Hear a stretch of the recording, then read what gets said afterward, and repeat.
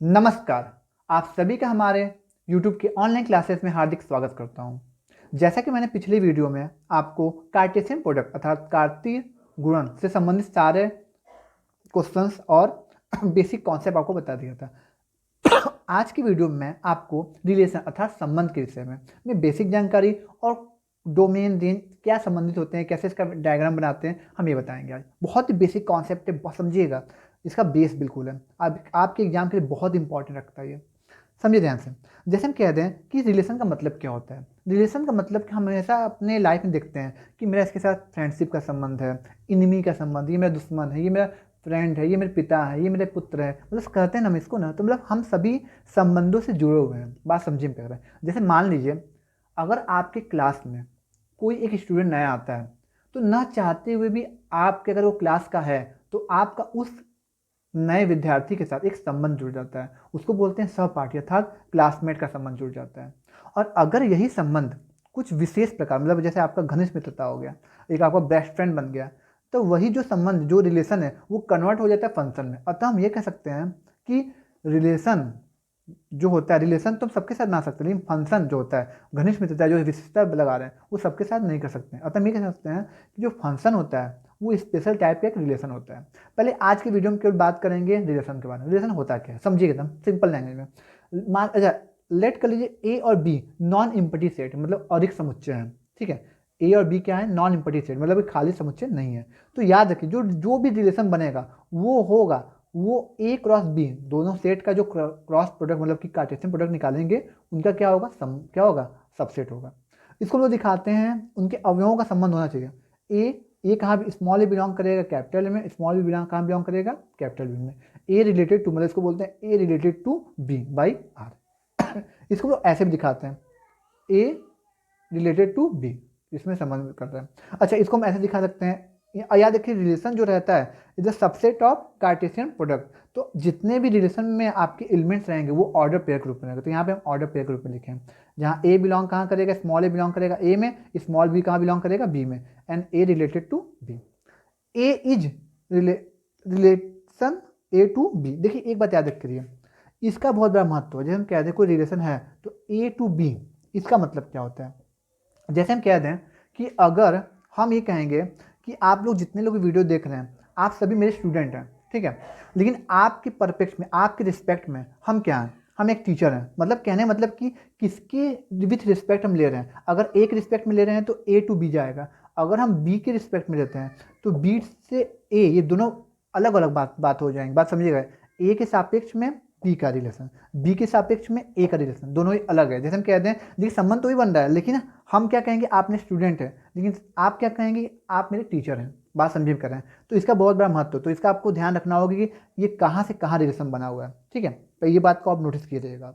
अच्छा अच्छा, R is the subset of A cross B. Point कुछ लिखा है, if A comma B belong कर रहा है आर में, then we say that A is related to B. तब हम ये कहेंगे कि ए का संबंध बी के साथ है, and we write A related to B. अगर मान लो इसमें बिलोंग नहीं कर रहा है तो हम ये कहेंगे कि A is not related to B. बहुत सिंपल सा कॉन्सेप्ट है। अब आपको कुछ एग्जाम्पल देंगे, हम मान के चलते हैं कि ये जो आपको जितनी बातें बताएं आपको केवल 20% समझ में आई। अब बाकी का परसेंटेज हम आपको एग्जाम्पल द्वारा समझाएंगे, समझिए ध्यान से।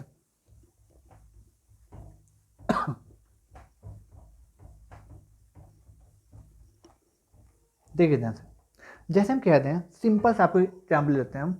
जैसे हम ले लेते हैं कि दो सेट ले रहे हैं, ठीक है, दो सेट। जैसे हम कहते हैं समझिए एक मिनट, हाँ, दो सेट लेते हैं हम लोग, ले लेंगे क्या, एक ले लिए हम लोग ए क्या हो गया 1 2 3, ठीक है, और एक हम लोग एक एक ले लेते हैं बी 4 5 एंड 6, ठीक है, सिंपल है। अब पहले हम क्या करते हैं कि इसका क्रॉस प्रोडक्ट निकालते हैं, क्रॉस प्रोडक्ट निकालते हैं यहाँ पर ए क्रॉस बी क्या आएगा। ए क्रॉस बी हम आपको सभी को बताया था क्या होता है, 1,2,3 लिख दिए आप, क्रॉस 4,5,6 लिख दिए आप। और इसका क्रॉस प्रोडक्ट क्या होगा, पहले 1 का 4 के साथ, याद है 1 का 4 के साथ, फिर 1 का 5 के साथ, फिर 1 का 6 के साथ, ठीक है, फिर कॉमा 2 का 4 के साथ, फिर 2 का 5 के साथ, ठीक है, फिर इसके बाद 2 का 6 के साथ, फिर कॉमा लगा देंगे यहाँ पर, फिर 3 का 4 के साथ, फिर 3 का 5 के साथ, 3 का 6 के साथ, ठीक है। ये क्या हो गया आपका A क्रॉस B हो गया। अब हम आपको बताएं कि रिलेशन A क्रॉस B का क्या होता है, सबसेट होता है। अब इसकी हम पुष्टि कैसे करते हैं, कैसे हम इसको प्रूव करते हैं, समझ में आपको आना चाहिए, बहुत बेसिक कॉन्सेप्ट है। जैसे मान लीजिए मेरे पास कोई एक रिलेशन है, मान लेते हैं मेरे पास पहला एक एग्जाम्पल ले लेते हैं, पहला एग्जाम्पल नंबर फर्स्ट, एक रिलेशन है R1 ले लेते हैं। ये कहाँ से कहाँ जा रहा है, A से B जा रहा है, समझिएगा, A से कहाँ जा रहा है, B में, ठीक है। तो ये R1 जो इस प्रकार से आपका डिफाइंड है कि मान लेते हैं x1 comma Y x comma Y such that y equal to दिया है x प्लस 3। अच्छा, फॉर ऑल x कहाँ बिलोंग कर रहा है, x कहाँ बिलोंग कर रहा है A में, और y कहाँ बिलोंग कर रहा है B में।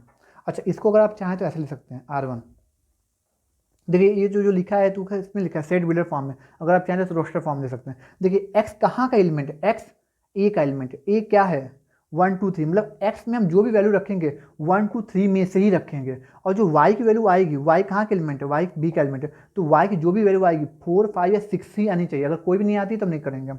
पहले हम देखिए, अगर हम 1 रखते हैं, पहले हम 1 रखते हैं, तो 1 रखेंगे तो यहाँ पर रखेंगे कितना मिलेगा आपका 4।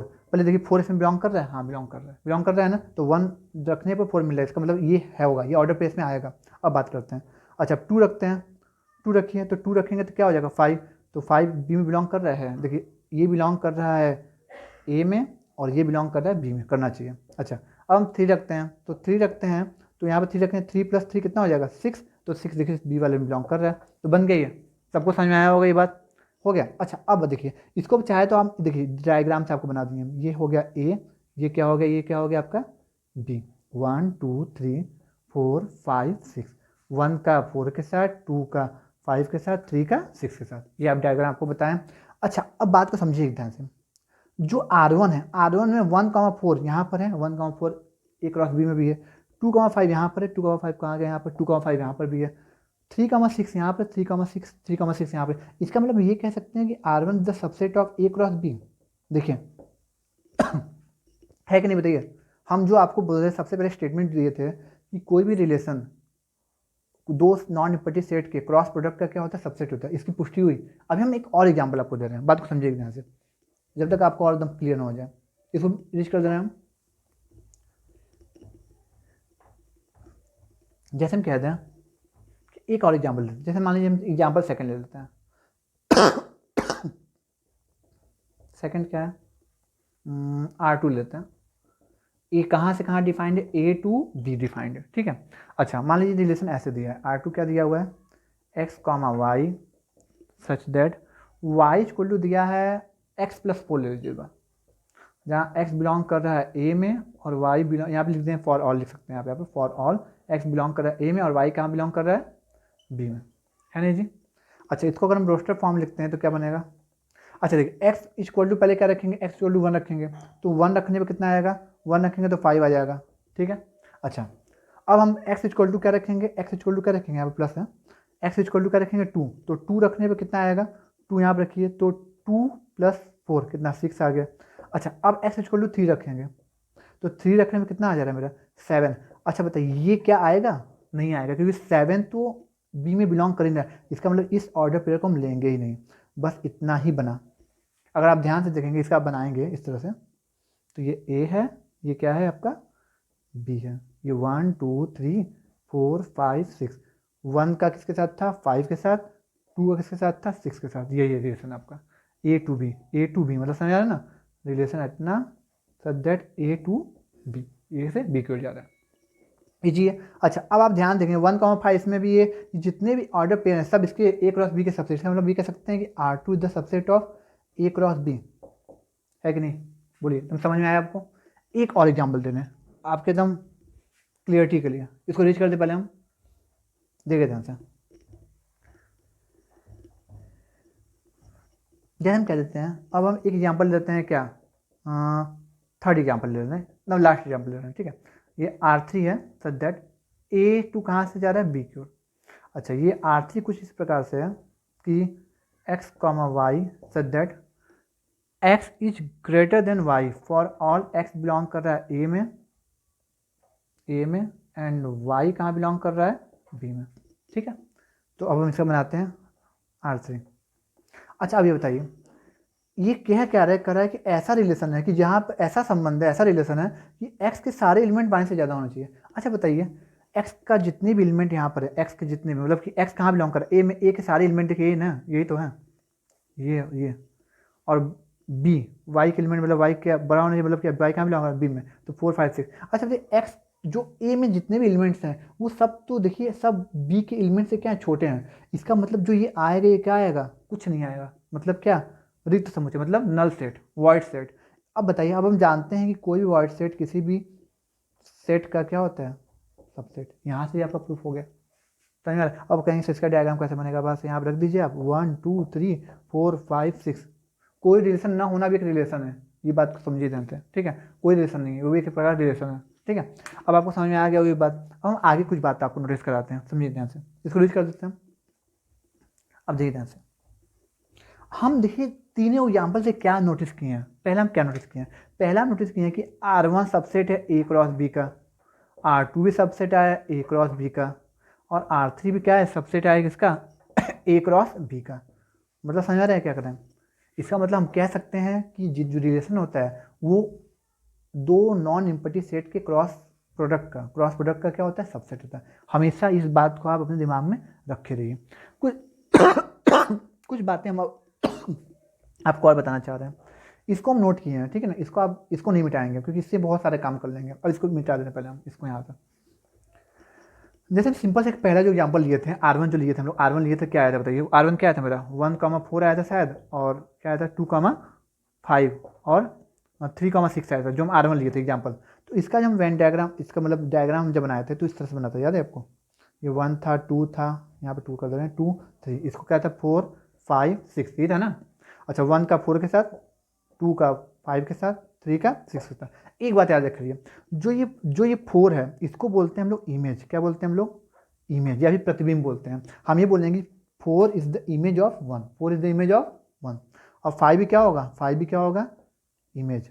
और 6 भी क्या होगा, इमेज। लेकिन 5 किसका इमेज होगा, 2 का होगा, और 6 का इमेज होगा, 3 का होगा। अच्छा तो इसको क्या कहेंगे, हम ये तो कह रहे हैं कि 4 1 का इमेज है, तो 1, तो ये 1 4 का क्या है, तो 1 को हम लोग कहेंगे प्री इमेज, क्या बोलेंगे हम लोग, प्री इमेज। या फिर इसको हिंदी बोलते हैं, हिंदी में क्या बोलते हैं, पूर्व पूर्व प्रतिबिंब, ठीक है, पूर्व प्रतिबिंब, ठीक है। इसको बोलते हैं पूर्व प्रतिबिंब, इसको बोलते हैं प्रतिबिंब बोलते हैं। इसको भी बोलते हैं क्या, कि जो 2 है वो 5 का क्या है, पूर्व प्रतिबिंब है, 3 है उसको 6 का क्या है, पूर्व प्रतिबिंब है, प्री इमेज है, ठीक है ना। थोड़ा इंग्लिश के टर्म्स को ज़्यादा अब यूज किया जाए, क्योंकि होता है ना कि अब थोड़ा लेवल हम लोग बढ़ रहा है आगे, क्योंकि जब हम BSc का पढ़ाया जाएगा तो BSc में पूरा इंग्लिश का टर्म से यूज किया जाएगा, ठीक है। तो ये आपको समझ में आया होगा। अब हम आपको बता दे रहे हैं डोमेन क्या होता है, रेंज क्या होता है, और कोडोमेन क्या होता है। समझिएगा, एकदम सिंपल सा कॉन्सेप्ट। पहले इसको रीच कर दे रहे हैं हम, रीच कर दें पहले समझिएगा। इस चीज़ को आप स्क्रीनशॉट या फिर नोट करते रहिए। वैसे मैं आपको PDF भी प्रोवाइड करते जाएंगे हम, ठीक है, हैंड रिटन मेरे नोट से आपको धीरे धीरे प्रोवाइड करते जाएंगे, आप इसको बनाते रहिए, एकदम अच्छे से तैयारी करते रहिए। अच्छा ठीक है, पहले बात करते हैं डोमेन के, किसके बारे में बात करते हैं हम लोग, डोमेन के बारे में। डोमेन होता क्या है, एक्चुअल डोमेन होता क्या है, देखिए ध्यान से, पहले बात करते हैं डोमेन की। डोमेन देखिए, डोमेन होता क्या, अगर हम डोमेन को लिखे हैं तो in a relation set of FIRST first elements of all order pair। कहने का मतलब क्या है, इन a set, in a relation में ही फर्स्ट एलिमेंट ऑफ, जैसे हम कह रहे हैं कि देखिए हम बात को समझिएगा, जो हमारा R1 लिखे थे, R1 में क्या आया था 1, क्या था 1,4 था ना, और क्या था 2,5, और क्या था 3,6, ये था ना। और R2 में क्या आया था, R2 में क्या आया था बताइए, क्या आया था बताइए, क्या था, हम भूल गए, जो भी आया होगा, ठीक है। R3 तो 5 आपका आया था, ठीक है। इसमें क्या आया था, इसमें क्या था 1,5 शायद आया था, और 2,6 आया था शायद ना, एक बार आप चेक कर लीजिएगा, ठीक है। तो बस देखिए, इन रिलेशन फर्स्ट एलिमेंट, जो रिलेशन बना है उसमें जो फर्स्ट एलिमेंट है 1 2 3।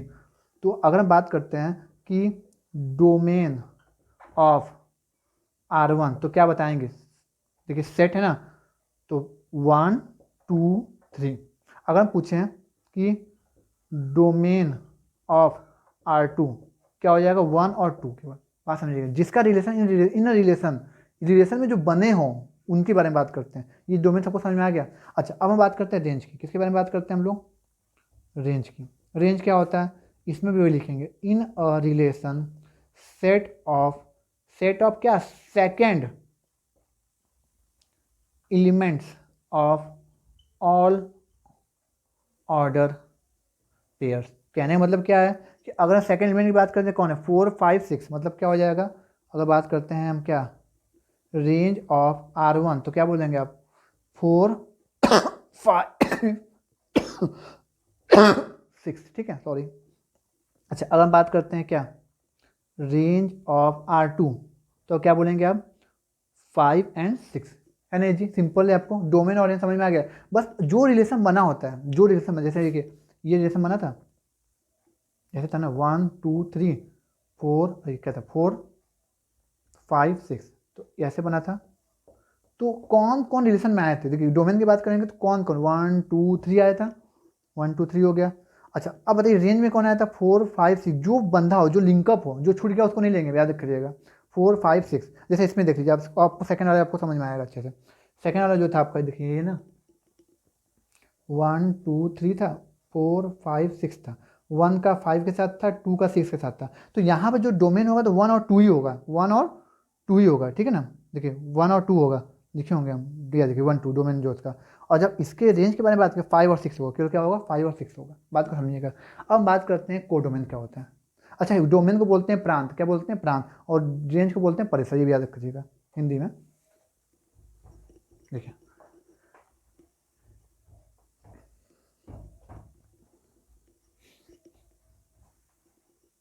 अब बात करते हैं हम कोडोमेन की। इसके बारे में बात करते हैं, कोडोमेन।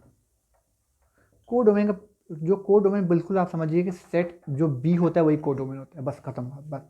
मतलब सेट बी के सारे एलिमेंट, मतलब अभी हम आपको R1 R2, मतलब समझिए R1 R2 R3 बताए थे। जो सेट बी क्या है? सेट बी क्या है बताइए?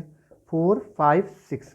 आपका रिलेशन में आए या ना आए, बस सेट बी के सारे एलिमेंट क्या हो जाएगा? आपका कोडोमेन हो जाएगा। ये बात को हमेशा याद करिएगा।